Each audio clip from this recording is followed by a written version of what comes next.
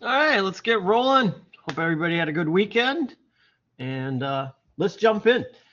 Today, we're going to talk a little bit about using the pen tool, talk about vector in Photoshop. If you are in my brand and elements class, you've already been working in vector when you use Illustrator. Illustrator is vector. If you are in the Illustrator class with some other teachers, I don't teach it this semester, you're learning how to do vector. It also works in Photoshop, and it's really good for cutting out a specific part of an image or it's the smoothest way to cut something out. And in this example, they do a great job. Oddly, you know, it's the best way to select out the orange that we're talking about. But it used to be the best way to cut out something from an image to, pull it out and then use it alone. It may still be the best way. Now Photoshop has gotten really good with that, masking and then just having that person show up. And you can bring that into another document and it won't have the background and it'll have nice blends behind the hair and all that. So that's improved over time, but knowing how to do this vector version is really great. And I think knowing the pen tool, the more you work with the pen tool, the more creative freedom you'll have as a designer overall. If you stumble through the pen tool and are like, I can't learn it, you won't get very far. It is like the tool to use overall. Like you want to make a shape, you want to do this, you want to do that. You're using the pen tool for the most part. You don't have to do this part. I'm going to do it because it is quick and easy. We're going to do the how to use the pen tool. So I'm going to go here. I'm going to open up, File, Open, because I wasn't at my home base there. And I'm going to go to Lesson 8.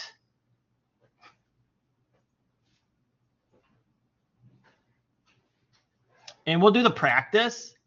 I'm going to do the practice start and open. This is all it is, but it's really good just to kind of figure it out if you've never done the pen tool before. So the pen tool looks like a little fountain pen. It's like way down there. And when you do it, make sure you're setting it up as the book says. So like here I'm on the pen tool. Great. Here I want to make sure like all of these are selected correctly so it works out correctly. So in the options bar, select verify the file. Choose shape. So I'm on path. I want shape, which changes everything down the line. Okay. Make sure rubber band is not selected. I don't see it.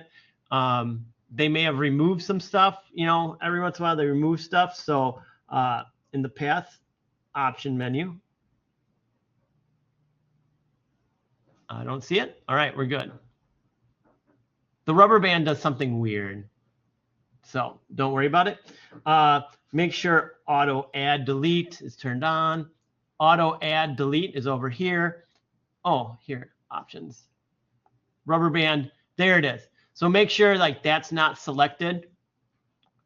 And then make sure that auto add delete is selected. Choose no color. So I'm going to go to fill. I really don't like that they did this way out of order. They should have walked down the steps, but they're like going back and forth and back and forth. It's kind of weird. Choose no fill. Choose green from the stroke. So we'll go just green. I'm going to click here. RGB. Green it is. It's in those folders. Click up there. Stroke is 4 point. So you can just type that in. And we should be good. All right. So to draw with the pen tool, you click and let go, and then you click again. And I'm going to hold down Shift because if I click down here, it made it, on an angle. But if I hold down Shift, I can kind of click on this B, but it will still make it a perfect straight line. So this is again where you design with two hands, and it's really important to do that because it saves you from doing stuff. You get that first dot hit, and you're like, why? Where am I? I can be way up there and just hit Shift, and I have a perfectly horizontal line. And then I'm going to click off up here, or you can like click around to make sure you're deselected. And that's just a straight line. Again, straight lines, practice them. I'm going to go back to the pen tool. And then to make a curved line, we are going to, I want to make sure that turns off. Return. I have to hit return. Okay, you have to hit return. No. This is different than the other ones. Yeah.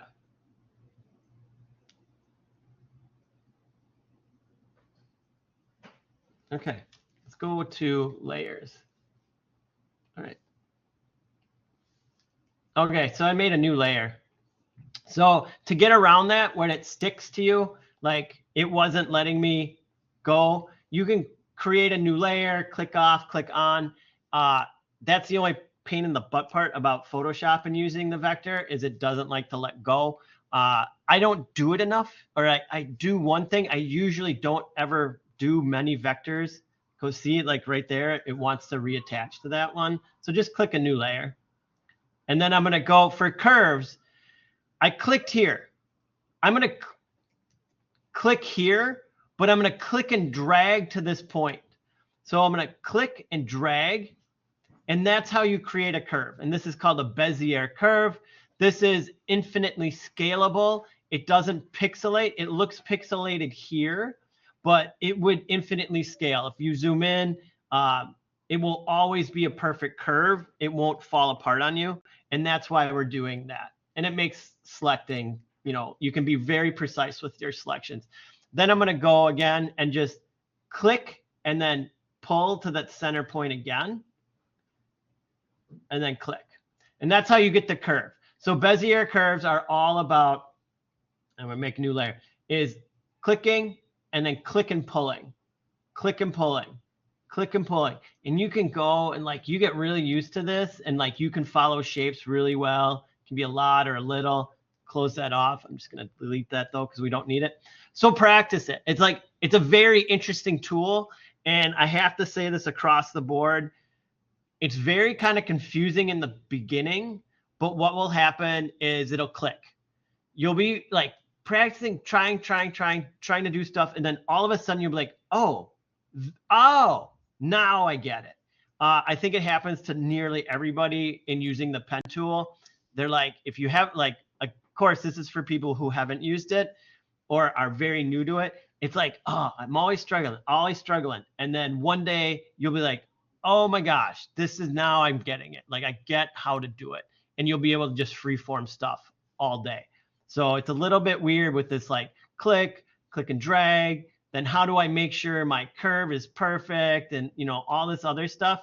It's just practice. And right here, I'm just clicking on the red dot, dragging to the clear dot, clicking on the red dot. And then here I go out. Then I'm going to create a new layer for each one of these. These aren't that good, but you can go back and fix them. And that's the other great part about the tools is I can go in and where is my direct select? Here. If I go down to these tools, I should be able to click back onto these points and just like in Illustrator, I can adjust them. I can fix my problems. And that's just like in Illustrator and in InDesign. If I have the direct select or the select tool, I can move the whole path. All right. If I click on here and go to direct select, now I can click on a point and adjust that point and get it perfect. And this is where the magic comes in. And this is where like amateurs and pros get separated here in the refinement of your paths. Like if you just like, boom, boom, boom, done. You're like, yeah, that looks fine. Or like the pros go in and like, this curve needs to be absolutely perfect. And they refine it by using the direct select and clicking where they need to and moving it. So that's how that works. And then we'll do here. I'm on that new layer. I'm going to the pen tool. And then here's the, I'm going to hold down shift, click. I'm holding down shift this whole time. Click, click, click. I held down shift for all of those. That means that they are perfectly horizontal and perfectly vertical. Why mess around? Why even think about it? Just hold down the shift button. What else you got going on with that? Left hand if you're right-handed, or right hand if you're left-handed. Use the tools, use the computer to its best ability. Then I'm going to click and drag. I'm going to click and drag. I'm going to click here, and then I'm going to finish up. See how that 0 comes up? That means I'm finishing that.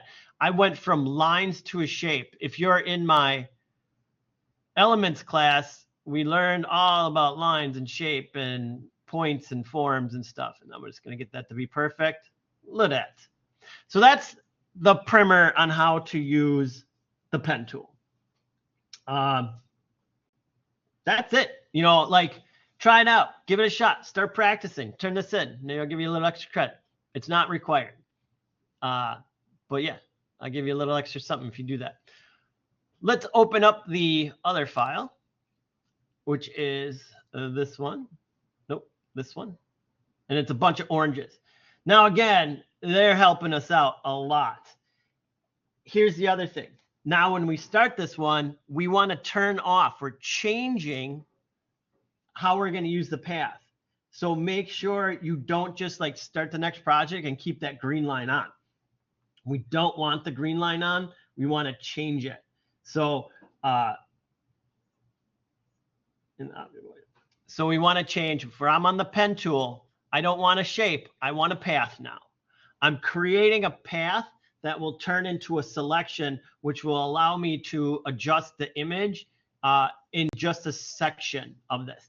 Why would I use this? Because otherwise you'd be using like the lasso tool, and it's much harder to be precise with the lasso tool than it is with the pen tool. So again, make sure you switch the path, and then you're just going to follow along. Go around and follow the dots and get it really good. Get it really clean, and then you'll come all the way around and finish it up. I'm skipping. I'm going to do it, but yeah, evaluate. All right. So easy peasy. I'm going to zoom in because it might be a little bit difficult for some of you to see this. But again, pen tool, it's on path. Double check, it's on path. I'm going to start with A and then just go click and drag. Now what it's doing, it's not creating a new layer, okay? That's only if you have it in the shape mode. We don't want a new layer. It's creating a path in the work path layer. So layers and path, but it's creating it right there. And that's what we're going to use to make the selection. So if you're like, well, wait, it didn't make a layer, it's because we're just drawing to eventually make the selection. Two different ways to use the same pen tool to get two different outcomes. Like everything in Photoshop, like 90% of the things in Illustrator, there's always more than one way to do something. There's always more than one reason to use a tool for more than one item. So I came all the way around. Just, you can see that light blue line. I hope you can see the light blue line. I followed that as closely as possible. You can double check. I can turn that off to see my blue line. If I want to fix it, how do I fix it? I go to my direct select. I got a wibble here. Let's fix that wibble. Smooth it down. I got a wobble here. Let's bring that out. I don't want to be missing any of that orange. And again, this is where you zoom in. This is, again, like when we talk about like getting the big screens. If you're here at MATC, why aren't you using the big screen? Why must you use your laptop and squint? Bring that laptop up to your face. Zoom in as big as possible. The other thing, you can, zoom in and become a friend of this. Zooming in on your screen and the space bar. So you can drag and move and keep on designing. Do this all the time. This is like, I live my life in zoomed in, and then you kind of like toss it around. Like you get really good at like, I'm just holding the space bar and moving it where I need to. Like, oh, I can get that even tighter. Let's get that, bring that down. Space bar again. Every time you see that hand come up, and all I'm doing is hitting the space bar and then clicking and giving a little push. And it does this fun thing where it like floats it. It moves it slowly. And you just go around and adjust. Zoom in. Don't get closer to your screen. Bring your screen closer to you. Zoom in. Don't crane your neck all trying to, I can't see it. Your face is in front of your screen. Zoom in. Get it perfect. Look at that. The great part about these computers. All right. So then I'm going to zoom out. Now we need to turn that into a selection because right now it's just a path and it's not doing anything for us. And we need to make it a selection. So I'm going to double click on my work path and I'm actually going to type in and it pushes it over here. I'm going to call it lime because if you pay attention to my modifier, it'll make sense. But that's just a little hint. Now at the bottom of this, all I need to do is click on that marching ants thing right there. That circle will turn the path. One, it'll keep my path, but it'll make it a selection. So and it happens where you have to use the path again, or to make a select. Like if you just did this with the lasso tool, you have one shot, it makes the selection, and there's no going back. But when you do it with the path tool, what it allows you to do is if I do the thing where we're going to colorize it, and I'm like, oh man, like I'm way outside of where I should be, and it's affecting things. I go in, I adjust the path, I hit the selection tool, and boom, I'm back in business.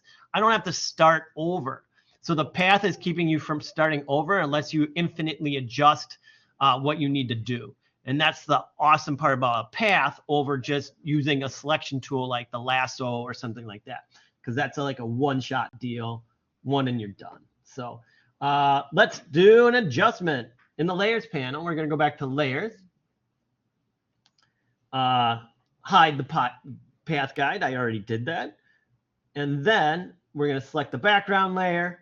And then I'm going to go to adjustments. And then I'm going to hue and saturation.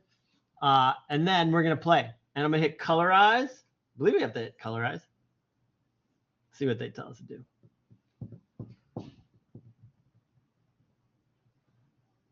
Change the hue setting to 17. There you go. This one you don't have to hit colorize. If you hit colorize, you have to do it a little bit differently. I generally use colorize and then you use the sliders in a different way. But here, because you didn't need to use colorize, because we're just changing the hue of this orange from, it's basically from making it orange to a lighter orange. But I want you to do something else, and it's in the instructions, and you'll be able to figure out how. But if even like I just move this slider, see how it's colorizing it, and like it does a good job in some areas, not a great job in others. Like that's like crazy. But if you hit like colorize, and then move the sliders, and then like you can brighten it. I can check that. The saturation, and then I can go to the colors I want, and I have far more adjustability in what I want and how I want it to look. So play around both of those. This is a hint to what's coming up.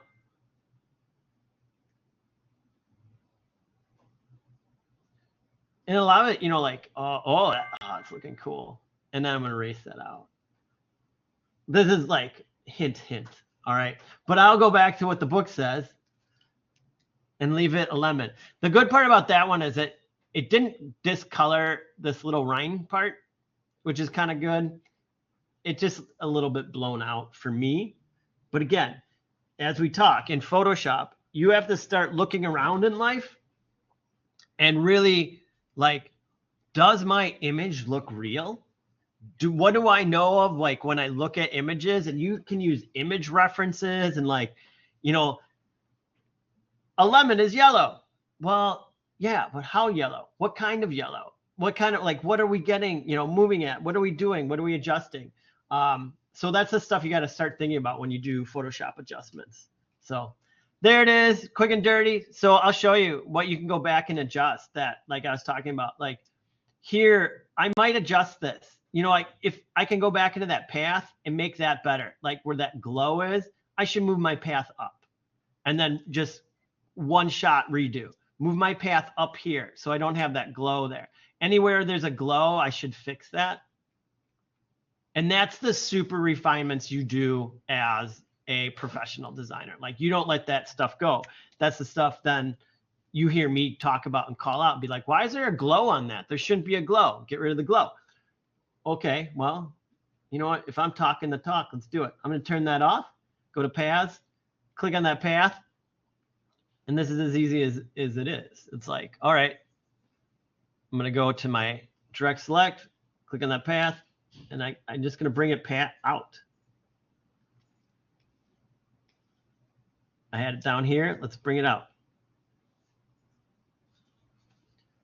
And this is why you use the path tool. So when your client asks you to correct something and you're like, oh, now I have to go back into it and do a whole new selection. No, you don't. You just go back in and change this.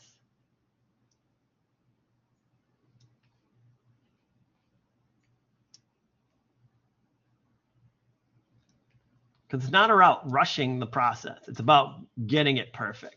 You are being paid for perfection in your job. Then I'm just going to hit that. Boom. Selection, layers. Let's make a new selection. Plus. Oh, wait, I don't even have to do that. I just have to be on this. And I'm going to go to adjustments. Hue saturation. 17. And we can see if it's better or worse. And here's that's the good part then. So I go by the layers. Do I want that one or that one? This one or this one? You know, like, you can select which one you think is better then. And that gives you the power. And it's very easy. I did that in a minute. Make these changes. Super quick to do. All right. Let's put in some text. Let's turn on the rulers. The rulers are visible. We're going to pull down. Let's pull down some guides in the layers panel. Make sure the hue saturation is like this. Okay, we just want to make sure we're on the correct layer. Horizontal type tool. I want to make sure we're on horizontal. Changes everything up here. Let's see, if you have Arial bold, use it. I don't know if I do. You know, is that me talking to me? I'm sorry, that was my fault. Weird. All right, let's go down. Why is it? I see Arial bold, but every time I go to it.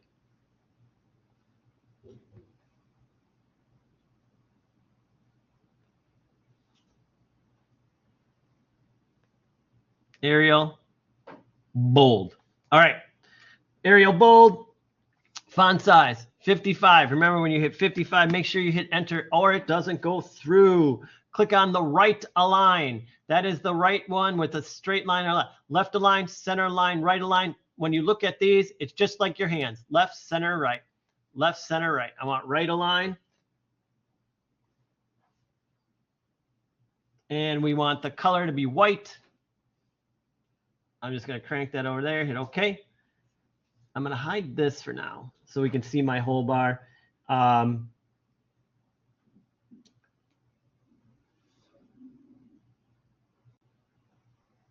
okay. So they want us. So when I have my tool out, if you look on the ruler, you'll see this white thing moving. And that's where, if I were to click, where it's going to go. And it works across the top and the bottom. So you can use that as alignment. So I'm going to look at the top, and I want to be at that ½ mark. So I'm looking up here with my eyeballs, and I'm looking here, but I'm placing my hand down here. So I'm looking in different areas, but I can still get it to line up. All right. And then I'm going to click. And there we go. And I have, it says drag the horizontal type tool to create a text layer across the bottom of the canvas. You can also just click on it. It's a tit for tat. And then I'm going to type in sit. Oh, you know what? I already have like bold is already on in mine and all that stuff. Oh, and my font didn't save the size. 55, enter. Make sure your font stays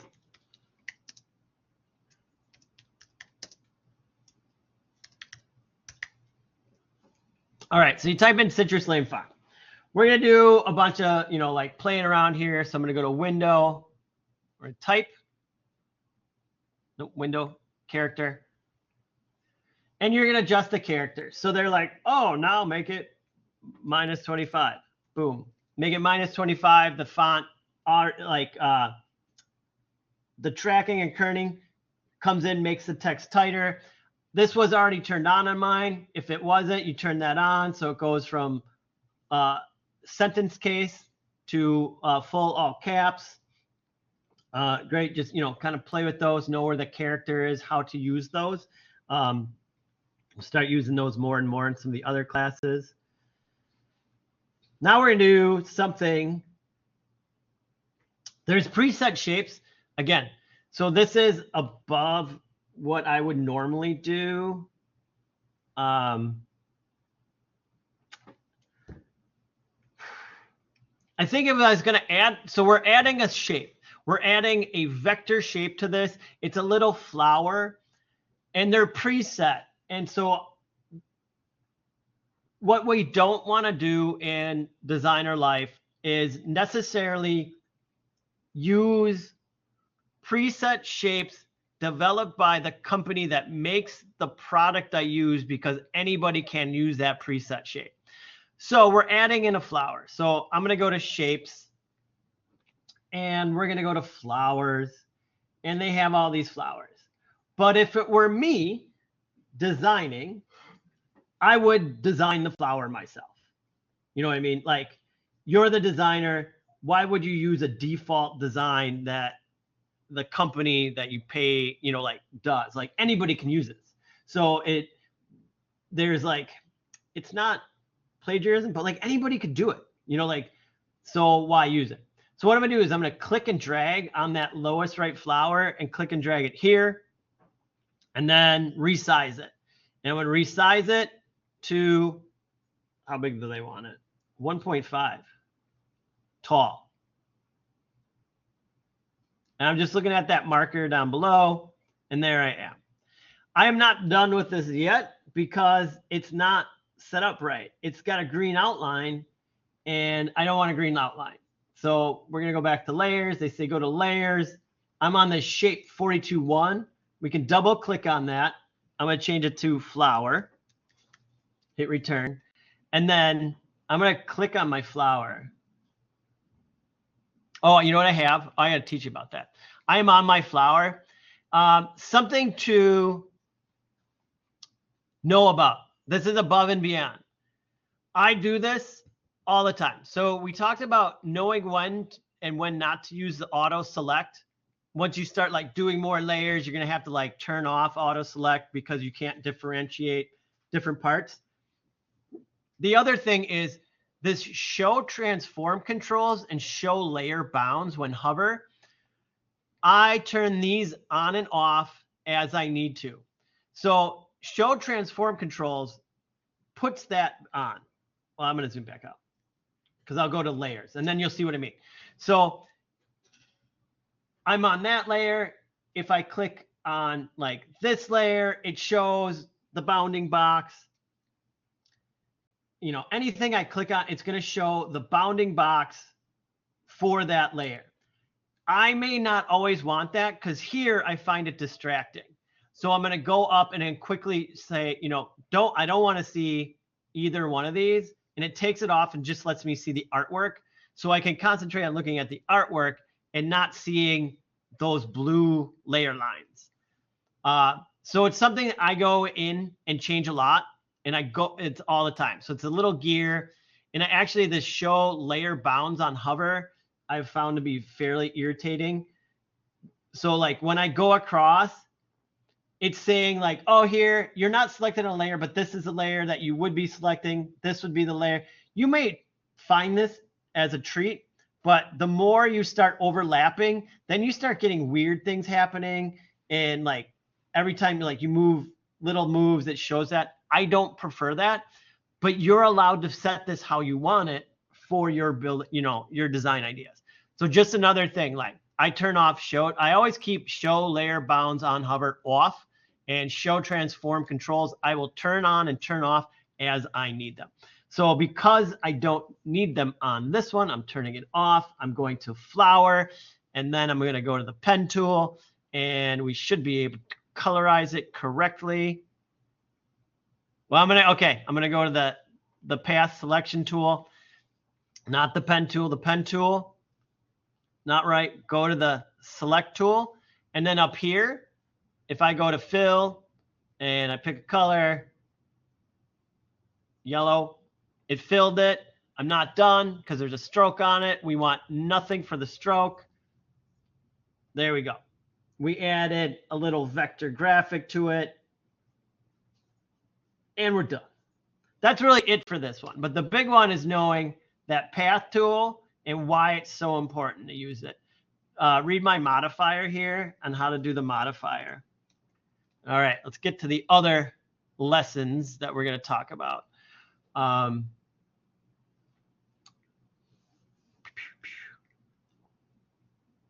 didn't download it yet. Oh, this looks really different on your end. They updated stuff over the weekend. Yours looks cleaner. The instructor end doesn't look this clean. All right. So matching project.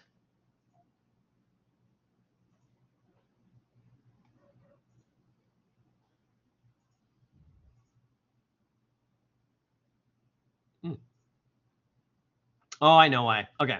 I was like, that's not right. Matching project 8, but it is right. Here's the example. So what you're going to be doing is you're going to be cutting out a vehicle using the path tool. And you can download this, and this shows how. Using the path tool, you're going to find a vehicle. You're going to cut it out. You're possibly going to add a shadow to it. And then you're going to add a little title. All right? Just like what you did with, sort of like what you did with the lemon here, but we're going one step further where you're going to take the path of the vehicle and then turn that into the selection and then copy and paste it into a different background. Here's the one that I want to really talk about with this is perspective, perspective, perspective. Much like some of the other, much like your product, this is product placement. You need to look at the vehicle you pick and then the background you want to put it in. They should visually match in perspective. Here, it's a relatively flat street, so this vehicle being kind of flat works. If you go, and you pick a car like this, and you're like, this is rad, and you go and you cut it out, this car will look like crap on this background because the perspective is all wrong. You need to start understanding the matching of, you're putting one image into another, they need to look the same. They need to match that background. So if I was going to put this car into a background and I went to Pexels for a free image, and I would just say let's say I'll call it, well, it was in a desert, so I'm going to put a city backdrops.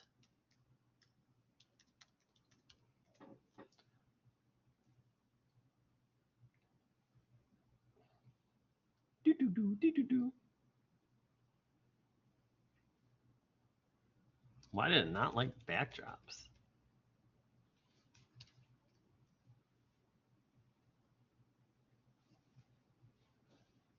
Who's using all the internet bandwidth? There we go. So I would start looking and be like, oh, this is rad, or this is cool. Now, will it look correct with this image? Kind of look at the horizon. I'd have to put the car up higher. Does it look low, high? Those are the things you need to start looking at instead of just plopping it in and being like, yep, this is fine. So I want you to really think about those things when we're placing one image from one perspective into another image, we need to match those. We need to get them to look like they're in the same place. Here's the other big one. If you can take the shadow with you, take it. Here, this is some desert picture. This probably is, I feel like the more I look at this, this may be AI generated. No, I don't know. It's hard to say. This one has a perfect shadow, and you can take that shadow with you, you know, and place it in, and it's going to look great. This shadow was drawn in, but it was based on the shadow from the car. So if you can't bring your car in, like, look at the shadow and mock the shadow. You have a visual reference. I see too many times that people like do this.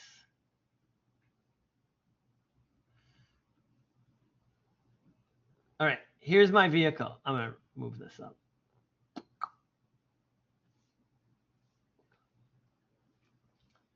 This is the first one that I never want to see.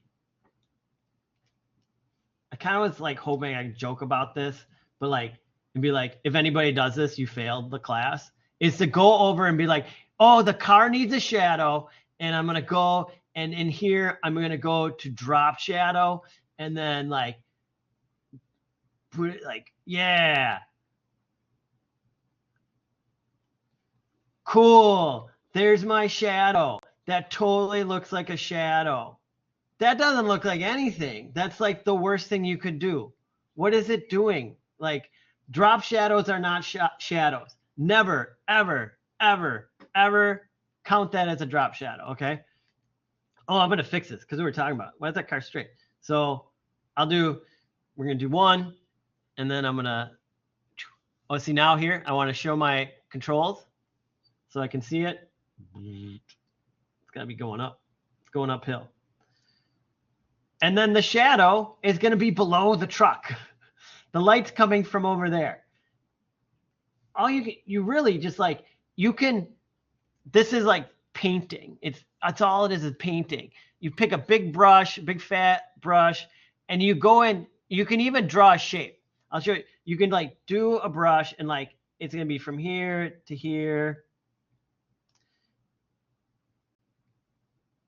You know what I mean? Like, and it's definitely under the tires, right? But maybe not so much the front of the tire, you know, like,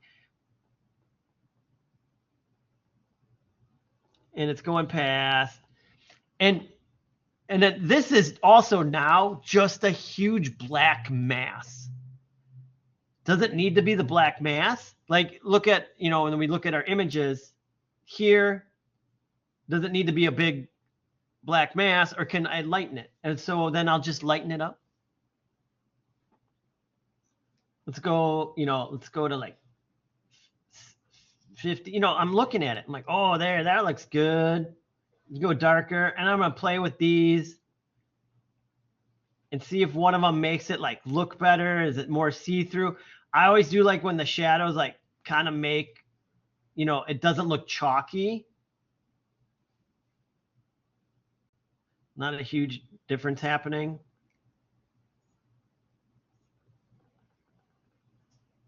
But play around, like try all the different, like try multiply and then go to 50.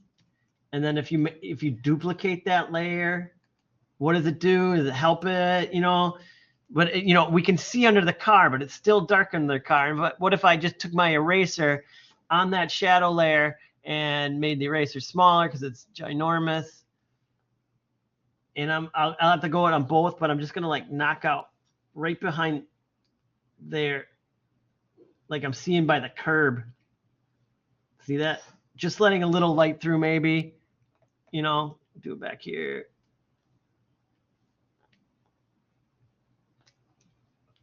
Again, we're trying to fool the eye into thinking that something is, you know, real. So use your references too. Look at your image, look at where it came from, then place it into a new background, but make sure the backgrounds are like the same level. the same, dimension.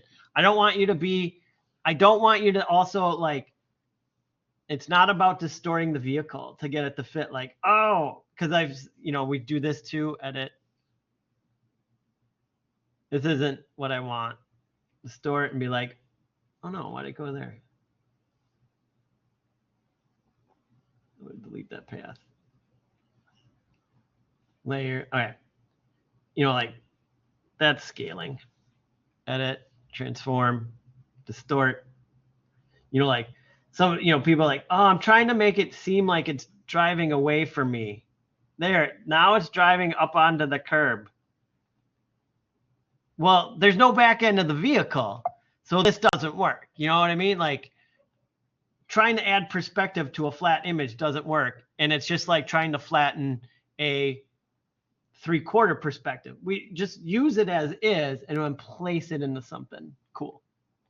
So just some notes on that one. Make sure your shadows look good. They look like shadows. Don't distort your vehicle to get it to fit, and make sure your background is somewhat, matches your vehicle. It's doable. I believe in you. So that's the mini lesson. I feel like I have one more thing to cover.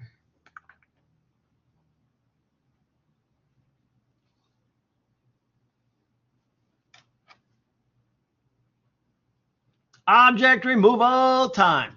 All right, real world projects. You got 5 images. It's going to be a zip file. You have to download the zip file.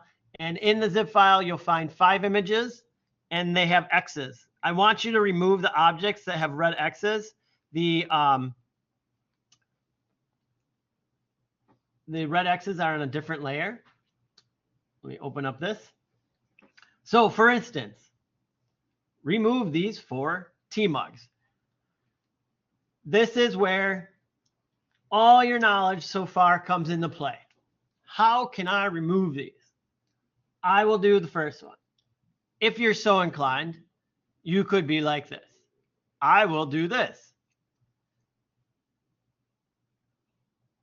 But it didn't work well for me. I'm just saying. Go with that. I'm going to be, wow, I'll use AI. What would you like to do? Make this an empty shelf.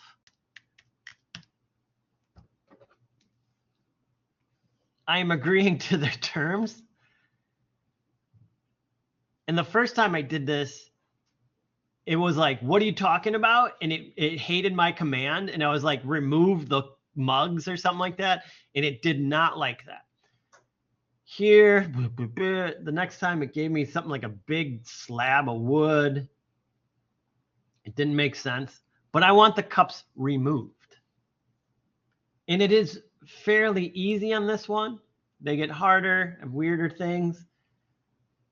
Man, sometimes waiting for this is like, I know it's doing a lot of work, but I feel like I could have had this almost done my way.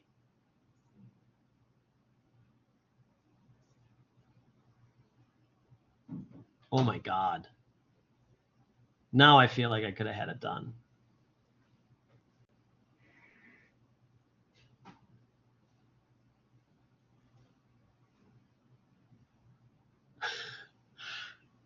Hey, nothing like this new fangled computer stuff in AI, eh?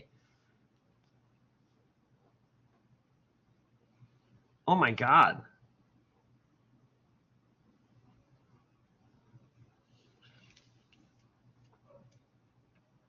Oh, wait, like 30 more seconds, and then I'm just canceling it and showing you how to do it by hand quicker.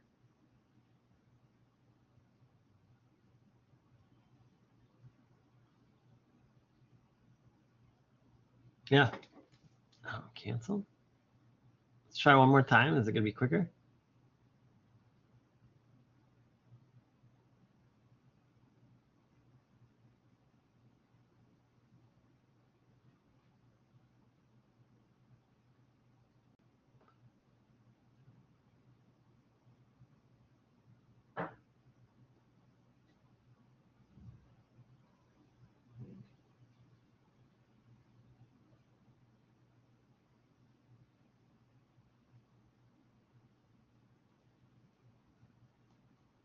All right. I'll show you the great way to do it. The old school way. And how to look at it. So I want to make sure I'm on my layers and I'm on the background. What we're looking to do, let's pin this. Okay, that should be pinned now. Is I have a healthy background here that is pretty generic. And that background can go all the way to this edge, to the back of the edge. And then I have a shelf. And I have some open parts of the shelf that are totally usable. So I'll do the shelf part. I'm going to grab a section. I'm going to use this. And I'm going to go right to that edge. And I'm going to go, see there's a little shadow from the leaf coming up right there. I'm going to go to just before it. Actually, I grabbed it all. It wasn't horrible. Oh, I know what I can do. I'm going to go all the way here, and I'm going to get rid of that shadow. So I'm going to do, I made a selection, and I'm simply going to do a copy and paste. And then if this helps you, you turn off the background so you know what you're working with. I'm going to just remove that little shadow piece. Now there's a couple ways I would do this. I'm going to show you the down and dirty way, which is I'm just going to pull it. And it turned out all right. And by pull it, I mean I'm going to, so what I'm using is I'm using the clone stamp tool to get that shadow away. All right. So I just kind of want it solid. Now I'm going to turn on the background again. I'm going to zoom in. And now I'm going to pull this, but I'm going to hold down shift. And I'm going to pull it across all the way to like that box. And I'm looking at this edge of the box here. And now I'm going to go to edit, transform, distort. And I'm going to bring this edge up so it's not covering. And I got my perspective correct. And I'm going to double check my perspective here and do that. And you can do it here. And I want to make sure I'm like in a perfect straight line and I'm not going over anything. You can even do that. Now the other one is blending. We got to blend this in, you know, like see that color difference. So you have to start like looking at that and like, it's all right. Like it should probably be grainier. I'm pulling a grain. I could, the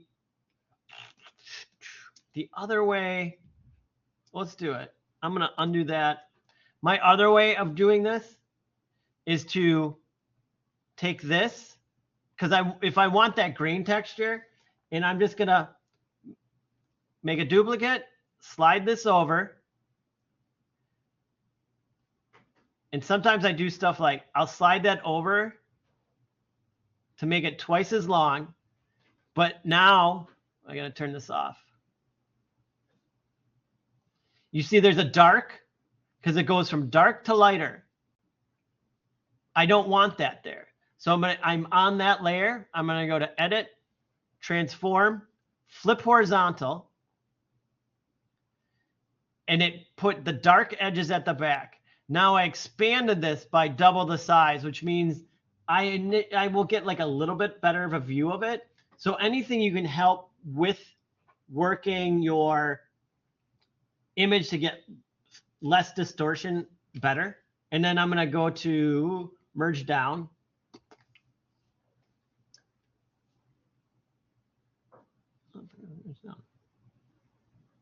Merge down. Merge down is bringing the one layer to the other layer. And then I can show transform controls here again, turn on that background. And now I have even like more room, like a bigger piece to pull to make my puzzle. And then hopefully maybe it'll darken up over there. So I'm going to do the same thing. I'm going to hold down shift because I want it to distort. And then the other one is you can also like pull very far past. Edit, transform, distort. Get that angle right. Get this angle right. I'm going to pull far past. And here's like where that's going to affect things.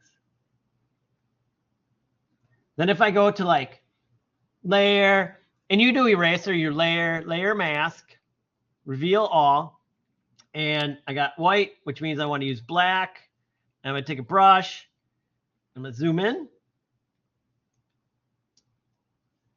And my brush is on like real soft edge. So I can just like, now I'm just going to like, I'm just tapping and just looking and like, just this is painting. I don't want it to be perfect. I want it to blend in. I want, you know, like some of the old to show, but bringing in my new. If you go too far, oops, then you just change your color to white and you fill that in. And then you go back and forth. I went too far. Pepper that in. And then I'm going to scroll over here and do the same. I want it on black, and I'm going to pepper that in. You can even change like the opacity of your brush to like 50 or 45. So like you can even have finer control of it. And I'm just tapping. I'm just tapping and looking. I think I want to get rid of that like white line there too. See that like white line?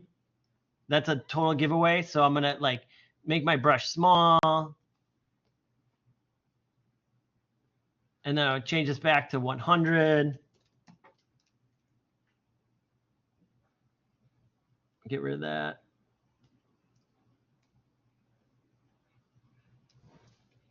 And because there's like really nothing in front, I can do that thing where I was like, make this big again. Not that big.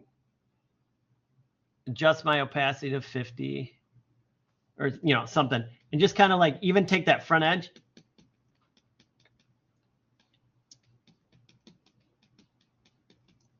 And I'm just, you know, again, painting, just painting. Anything to like get it to blend in to its background. And you'll see the weirdness in a minute. So that's, you know, now I have the shelf in. And so you can see what that piece looks like. That's what it looks like. You know, it's all disheveled, but it's like helping the foreground blend into the background and all that stuff. All right, now let's cover up those mugs. Got a beautiful piece of wood here, right? I'm going to use it. I'm going to grab big up into the plants. I'm actually going to go smaller because I just realized I have a shadow there. Doesn't matter. Do this. And then I'm going to copy paste. Now, repeats. We don't want repeats. Repeats are, I can see the pattern here, and I can see the pattern here. We need to like somehow alleviate that. One is I'm going to try the stretch move. I'm going to do like the same thing I did before. Stretch it beyond. Then you can like do stuff like, what if I rotate it and then flip it? So I rotated it, and then I'm going to edit, transform. Let's do flip vertical. And so it's kind of like changing it a bit. And again, going big. And then I have to like change the angle of it. So I'm not going to change the angle of this. I'm going to pull it down to match there. So I'm going to go to edit, transform, distort, bring that down. And then again, edit, layer, layer mask, reveal all, white, big brush, and go even bigger now. And just start.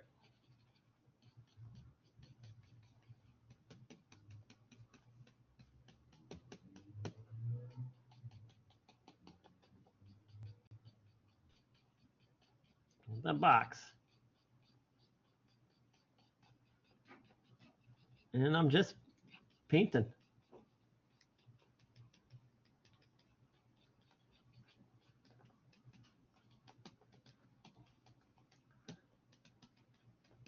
If you hear my tapping, it's like literally I'm just tapping and tapping and just looking and just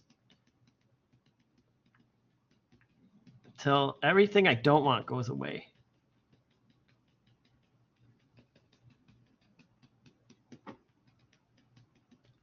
And there's like some of that pinkness. I'm trying to lighten up that pinkness before I get to the coffee mug. There, I went too far. All right, let's get that coffee mug to go away.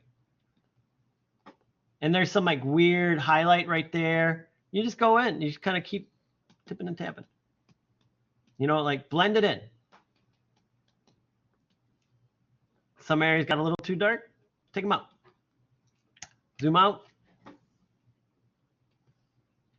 And then, oh, then I want to turn that off. I want to turn off those so I can see what it looks like. There we go. There's a little wonk right there I got to fix. But that's how you remove an object by hand. Doesn't take that long. It all depends on the situation you're in. You have to look at like all the parts and pieces. And yeah, set this up. I think I'm going to edit part of the project though. Let's just double check. I think I just want the images back. So I'm going to edit the part where it says use the PDF. I just want the JPEGs. So cool. That is it. Any questions, comments, or concerns?